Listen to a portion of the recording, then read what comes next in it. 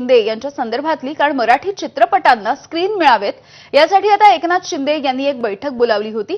ती बैठक रद्द करण्यात आली आणि त्याचं कारण म्हणजे मुख्यमंत्री कार्यालयाने तसे निर्देश दिले अशी चर्चा आहे।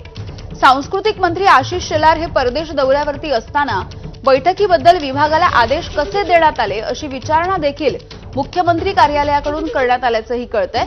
मराठी चित्रपटांना मल्टीप्लेक्समध्ये स्क्रीन मिळत नाही म्हणून एक शिष्टमंडळ मराठी भाषा मंत्री उदय सामंत यांची भेट घेण्यासाठी गेलं होतं आणि या वेळेला उदय सामंत यांनी एकनाथ शिंदे उपमुख्यमंत्री यांच्याकडे हा विषय ते घेऊन गेले। यावरती त्यांनी बैठकही नियोजित केलेली होती। या बैठकीला सांस्कृतिक मंत्री आशिष शेलार यांना बोलावण्यात आलं होतं, मात्र शेलार परदेशामध्ये असल्यामुळे नंतर ही बैठक शिंदेंना रद्द करावी लागली असं कळतंय। दरम्यान सांस्कृतिक विभाग हा जरी भाजपकडे असला तरी नगर विकास विभाग हा एकनाथ शिंदे यांच्याकडे आहे। सर्व मल्टीप्लेक्स महानगरपालिकेच्या अंतर्गत असल्यामुळे त्यांनाही बैठक घेण्याचा अधिकार आहे असा बचाव सध्या शिंदेंच्या विभागामधून केला जातोय।